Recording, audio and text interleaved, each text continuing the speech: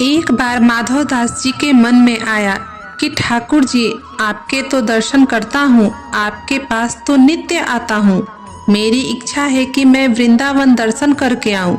माधव दास से इतना सुनते ही ब्रह्मवेदी पर बैठे जगन्नाथ जी का मुखमंडल उतर गया, शुष्क पड़ गए ठाकुर जी। माधव दास जी बोले, क्या हुआ, ऐसे क्यों हो गए आप? ठाकुर जी बोले, माधव, मेरा मन कैसे लगेगा जगन्नाथपुरी में? जैसे सब वैष्णवों का मन मुझे देख करके लगता है, वैसे मेरा मन तुम्हें देख करके लगता है। जब तक तुम नहीं आते हो दर्शन करने के लिए, मैं उतावला रहता हूँ। तो तुम वृंदावन चले जाओगे तो फिर मेरा मन कैसे लगेगा? ठाकुर जी बोले, मत जाओ। माधव दास जी बोले, जाऊंगा। तो ठाकुर जी बोले, दूसरा उपाय, हमको ले चलो। माधव दास जी जोर से हंसने लगे और बोले, आप कैसे जाओगे? यहाँ से थोड़ी दूर पर गुड़ीचा है, वहाँ तक तो जाने के लिए 6 महीना में रथ बनाना पड़ता है आपके लिए। और उस 6 महीना के बने रथ में बैठकर कितना पाते हुए जाते हो आप गुड़ीचा तक? आप श्री मंदिर से नीचे तक उतर के जाते हो, तब तक 2 बार रसगुल्ले का भोग लग जाता है आपको। इतनी तो भूख लग जाती है आपको। यहाँ तक तो आप 10 बार पाते हो, वृंदावन तक तो आप पूरे भारत का अन्न पालोगे। जय जय, यही विराजो आप, हम होके आते हैं। माधव दास जी जैसे जैसे जगन्नाथपुरी से जा रहे हैं, वैसे वैसे ठाकुर जी के नेत्रों से जल गिर रहे हैं। माधव दास जी से जगन्नाथ जी को इतना प्रेम था कि वे बोले कि मुझे ले चल वृंदावन, मैं मंदिर छोड़ने को तैयार हूँ, पर तेरे बिना नहीं रह सकता। माधव दास जी ठाकुर जी को छोड़ के वृंदावन के लिए निकल गए। माधव दास जी का स्वरूप ऐसा था कि वो 6 से 7 दिन तक भूख सह लेते थे। लेकिन अभी जगन्नाथपुरी से निकले चंद घंटे हुए थे कि माधव दास जी को इतनी भूख लगी, इतने जोर की भूख लगी कि महाराज जी को फल मिल जाए या तो पूरी पेड़ ही खा जाएंगे, इतनी भूख लगने लगी। माधव दास जी बोले, ऐसी व्याकुलता तो मुझे कभी नहीं हुई जैसी आज हो रही है। तभी एक नगर दिखा, दौड़ करके माधव दास जी उस नगर में गए। किसी का गेट खटखटाया, वृद्ध मैया ने द्वार खोला, बोले, मैया, घर में जो बना हो, बासी भी हो, भोजन करा, बहुत भूख लगी है। अरे बैठो बाबा। उसने थाली लगाई, पाने लगे माधव दास बाबा। मैया सामने बैठ गई और बोली, बड़े निर्दयी हो। बोले, क्यों, ऐसे क्यों बोल रही हो?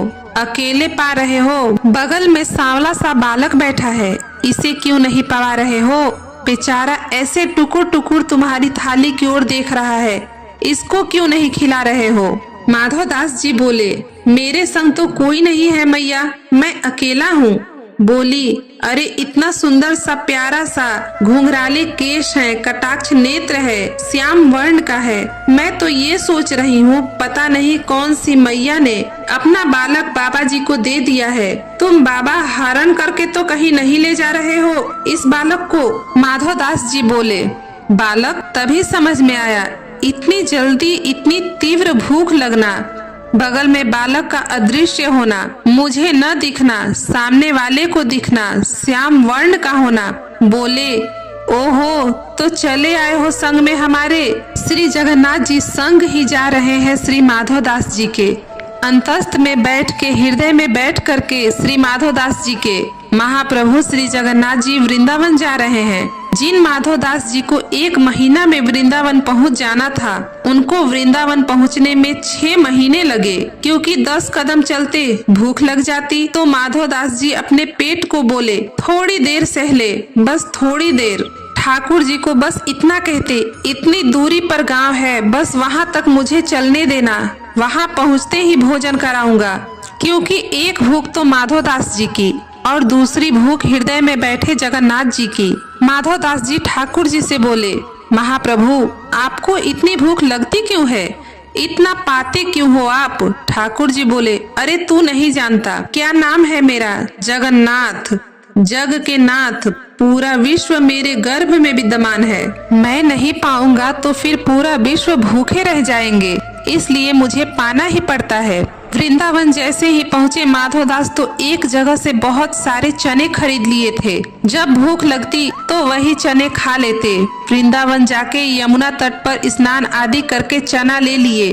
और चना पाते हुए जैसे बिहारी जी के दर्शन करने निधि वन में गए। बिहारी जी उसी वक्त प्रकट हुए ही थे। इतने में ही कपाट लगे थे बिहारी जी के कि भीतर से श्री हरिदास जी आए और दर्शन करने वालों से बोले, तुम में से माधवदास कौन है?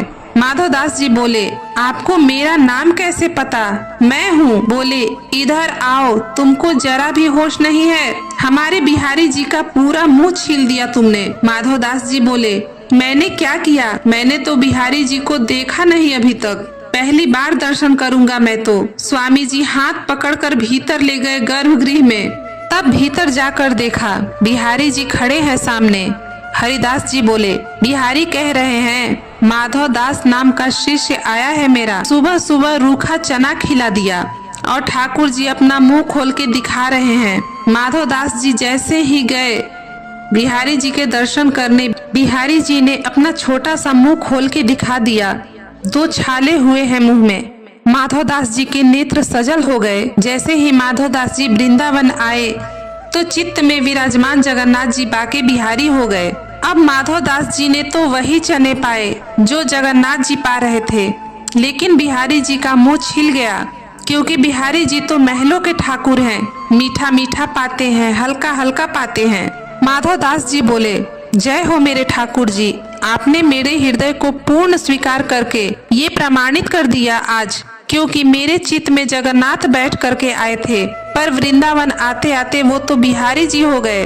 अब चित्त में बिहारी जी हैं। तब हरिदास जी बोले, कब तक हो वृंदावन में? बोले, अभी तो है कुछ दिन। बोले, तब तक यही मंदिर में पाओ, क्योंकि तुम जो पाते हो वो ठाकुर जी को लगता है। हरिदास जी बोले, स्वामी जी चकाचक पावाओ ताकि ठाकुर जी चकाचक पावे। माधवदास जी दोनों हाथ उठाकर नृत्य करने लगे, आनंद में है। कितना प्रेम, कितना स्नेह करते हैं ठाकुर जी। राधे राधे।